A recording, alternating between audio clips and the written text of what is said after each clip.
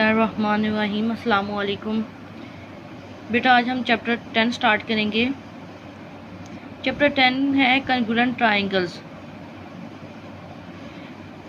दो हमारे पास कॉन्ग्रुएंट यानी आप कॉन्ग्रुएंट भी कह सकती हैं, कॉन्जुरेंट भी कह सकती हैं। कॉन्जुरेंट ट्रायंगल्स ऐसे ट्रायंगल्स जैसे लाइक आप होमोजीनियस ट्रायंगल्स भी कह सकते हैं। ठीक है, दो ट्रायंगल हो हमारे पास,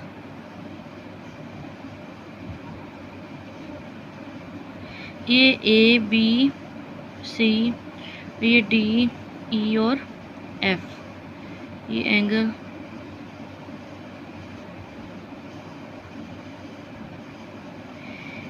दो ट्रायंगल है हमारे पास ए बी सी और डी ई एफ, जिसमें A B side D E F के इक्वल होनी चाहिए, ए बी साइड कॉन्ग्रुएंट होनी चाहिए डी ई के। इसी तरह बी सी ई एफ के, बी सी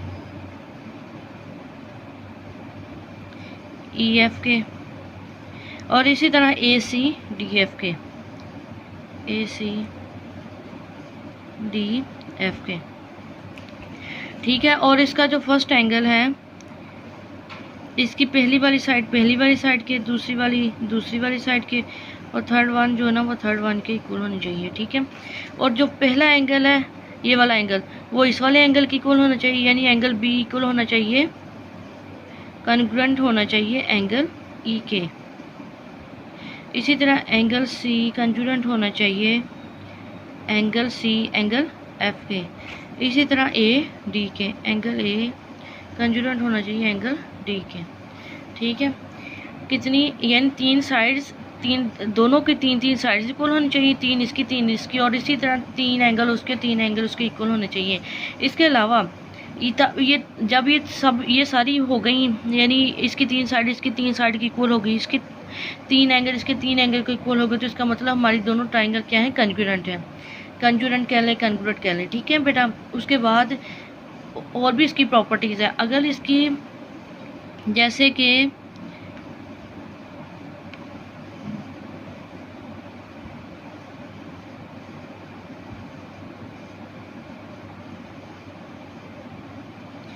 जैसे आप कह लें कि इसकी ये वाली साइड इस साइड की इक्वल है, और ये वाला एंगल इस एंगल के इक्वल है, और ये वाली साइड इस एंगल की, तो आप कह लें साइड एंगल साइड कॉन्ग्रुएंट है साइड एंगल साइड के। ये साइड इस साइड की इक्वल, तो ये वाली साइड इस साइड की इक्वल, और ये एंगल इस एंगल की इक्वल, तो साइड एंगल साइड। ठीक है, साइड एंगल साइड के एक पास्टुलेट के मुताबिक ये दोनों ट्राइंगल क्या है, कॉन्ग्रुएंट है। ठीक है, यानी अगर दो ट्राइंगल में तीन साइड्स इक्वल हैं तो तब भी वो कॉन्ग्रुएंट होगी, दोनों में। अगर एक साइड दो एंगल कॉन्ग्रुएंट है, दो एंगल इक्वल है, तब भी कॉन्ग्रुएंट होगी। अगर दो साइड एक एंगल कॉन्ग्रुएंट है दोनों में, यानी सेम है, एक इसकी भी दो साइड उसकी दो साइड्स के इक्वल है, और एक एंगल के, तब भी ये कॉन्ग्रुएंट होंगे। ये थी हमारी कॉन्ग्रुएंट ट्राइंगल्स। अब आते हैं थ्योरम पे। हमारा जो फर्स्ट वाला थ्योरम है वो है 10.1.1। इन एनी क्रॉसपोंडेंस हमेशा दो के दरमियान हो रही होती है बेटा। देखते हैं, in any correspondence of two triangle, दो ट्राइंगल के दरमियान क्रॉसपोंडेंस देखें, यानी दो ट्राइंगल्स को मैच करते हुए चलें। If one side and any two angles, अगर एक साइड और दो एंगल ऑफ वन ट्राइंगल, अगर एक ट्राइंगल की एक साइड और दो एंगल कॉन्ग्रुएंट हों to the corresponding side of angle of the other, दूसरी के एंगल्स के, देन ट्राइंगल आर कॉन्ग्रुएंट। यानी दो एंगल एक साइड इसकी, एक ट्राइंगल की दूसरी के दो एंगल एक साइड के कॉन्ग्रुएंट हो, तो वो दोनों दो इक्वल हो, तो वो क्या होंगे, कॉन्ग्रुएंट होंगी। जैसे कि हमारे पास दो ट्राइंगल है A B C D E F, दो ट्राइंगल हैं जिसमें ये वाला एंगल इस वाले एंगल के इक्वल है, ये वाला एंगल इस वाले एंगल के इक्वल है, और ये वाली साइड इस वाली साइड के इक्वल है। ठीक है, गिवन क्या है, हमने प्रूव करना है कि दो एंगल हो, एक साइड हो एक ट्राइंगल की दूसरी ट्राइंगल के साथ मिलती जुलती हो, क्या वो कॉन्ग्रुएंट होंगी, ये हमने प्रूव करना है। हमारे पास गिवन क्या है कि ट्राइंगल एक हमारे पास ए बी सी है, एक डी ई एफ है, इसकी क्रॉसपोंडेंस लेके चलना है हमने। एंगल बी एंगल ई के कॉन्ग्रुएंट है, ये उसने गिवन में बताया हुआ है।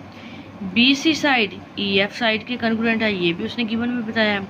एंगल सी एंगल एफ के कॉन्ग्रुएंट है, ये भी उसने बताया। ये देखिए एंगल सी एंगल एफ के कॉन्ग्रुएंट है, ये भी उसने बताया हुआ। प्रूव हमने करना है कि क्या ये triangle A B C D E F के कॉन्ग्रुएंट है कि नहीं। जब दो एंगल एक साइड दूसरी ट्राइंगल से मिलती जुलती हो, क्या दोनों ट्राइंगल कॉन्ग्रुएंट होंगी कि नहीं, ये हमने प्रूव करना है। कंस्ट्रक्शन में क्या किया है हमने, suppose A B is not congruent D E A B. हमने कंस्ट्रक्शन में किए कहा है कि ए बी जो है वो डी ई के कंजूरेंट नहीं है।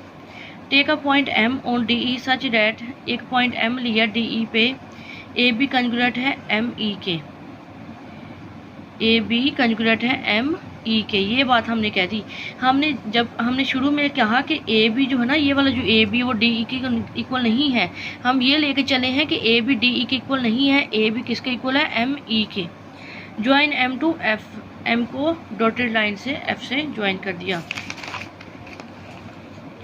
प्रूफ देखते हैं इन दोनों ट्राइंगल को, ए बी सी और एम ई एफ। अब देखें अब कौन सी ट्राइंगल का कॉरस्पॉन्डेंस देखना है, ए बी सी और M E F.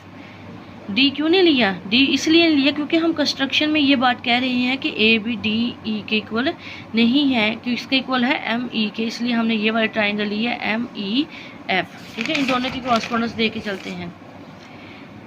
A B कंजूरेंट है एम ई के, ये बात हमने कंस्ट्रक्शन में बताई। अभी मैंने आपको बताया डी ई के इक्वल नहीं है ए बी, एम ई के इक्वल है। बी सी ई एफ का ये गिवन है कि बेस वाली जो नीचे वाली साइड है, एंगल बी ई के का ये भी गिवन है। तो क्या हुआ कि देखें कौन कौन सी साइड है, एक दो साइड्स हो गई और एक एंगल हो गया, दो साइड और एक angle, side angle side postulate के मुताबिक ये दोनों ट्राइंगल क्या होंगे, कंजूरेंट। अब देखते हैं सो एंगल सी कंजूरेंट हुआ एंगल एम ई एफ के। तो कहता है कि एंगल सी किसके कंजूरेंट हुआ, एम ई एफ के। ये जो एंगल सी है किसके कंजूरेंट हुआ, एम ई एफ के। corresponding angles of congruent triangles, but angle C congruent है डी ई एफ ई के, डी एफ ई। कहता है कि हमने कहा कि एंगल सी किसके कॉन्ग्रुएंट है, एम ई एफ के। और ये क्रॉसपोंडेंस देख रहे हैं तो एंगल सी किसके कॉन्ग्रुएंट है, डी एफ ई के। अगर एम ई एफ के है तो डी एफ ई के भी है, गिवन है ये बात। देखे ना, हमने इसका क्रॉसपोंडेंस इसके साथ ही चेक करनी है, तो ये एंगल दरमियान में ले रहे हैं ना अभी हम, इसकी क्रॉसपोंडेंस हमने इसके दरमियान, इसको इससे क्रॉसपोंडेंस देखनी ना इसकी, ये वाला एंगल की इस वाले एंगल से। तो देखिए अभी मैंने कहा डी एफ ई, तो एफ जिसको दरमियान में ले रहे हो तो उसकी हमने क्रॉसपोंडेंस देख रहे होते हैं। ये हमें गिवन भी है कि सी किसके क्रॉसपोंडेंस है, एफ के। ये देखें सी एफ के क्रॉसपोंडेंस है, ठीक है, डी एफ ई गिवन है ये बात हमें। आगे कहता है डी, तो इसका मतलब है अगर सी जो है इसके according C M E F के क्रॉसपोंडेंस है, कंजूरेंट है एम ई एफ के, और सी इसके भी कंजूरेंट है, तो इसका मतलब है कि अगर ये वाली साइड दोनों इक्वल है तो इधर वाली साइड भी क्या होंगी, इक्वल होंगी। तो M E F D E F के कंजूरेंट हुई, बोथ कंजूरेंट हो टू, अगर इधर वाली साइड कंजूरेंट हैं तो इधर वाली भी होंगी। This is possible only if D and M are same points। D और M ये उस वक्त पॉसिबल होगा, क्या चीज़ पॉसिबल होगी उस टाइम, ये वाली बात कि एम ई एफ कंजूरेंट है डी एफ ई के। ये बात उस वक्त पॉसिबल होगी जब एम और डी एक ही पॉइंट होंगे, एम और डी एक ही पॉइंट होंगे, ठीक है। तो एम ई कंजूरेंट होगा डी ई के, एम ई कंजूरेंट होगा फिर डी ई के। अगर एम और डी बेटा एक ही पॉइंट है, यानी एम बी सी पॉइंट पे है, तो एम ई कंजूरेंट होंगे डी ई के, ठीक है। सो ए बी कंजूरेंट है डी ई के, तो हम कहेंगे ए बी कंजूरेंट है डी ई के, ए बी कंजूरेंट है डी ई के, ना के एम ई के, ना के एम ई के, डी ई के कंजूरेंट है। ए बी कंजूरेंट है एम ई के, ये कंस्ट्रक्शन में बता दिया गया, और एम ई डी ई के कंजूरेंट है, ये हमने बात प्रूव की है। कंस्ट्रक्शन में हम बेटा लेके चले थे ना कि ए बी कंजूरेंट है एम ई के, ये डी ई के नहीं था, हमने कहा था एम ई के, ये हमने कंस्ट्रक्शन में, लेकिन हमने प्रूव क्या की है, हमने ये बात प्रूव कर दी है कि ए बी कंग्रुएंट है डी ई के, ना कि एम ई के। ये वो बात गलत है जो हमने कंस्ट्रक्शन में की है, ठीक है। Thus from 2, 3 and 4th we have A B C. जब हमने ये बात ही प्रूव कर दी कि ए बी डी ई के इक्वल है, एंगल बी एंगल ई के इक्वल है, और सी जो एफ के कंग्रुएंट है, तो ये बात क्या आपने प्रूव कर दी कि ए बी सी ट्राइंगल जो है वो कंग्रुएंट है डी ई एफ के। तो ये बात हमारी प्रूव हो गई साइड एंगल साइड पासुलेट से कि हमारी triangle A B C congruent है डी ई एफ के।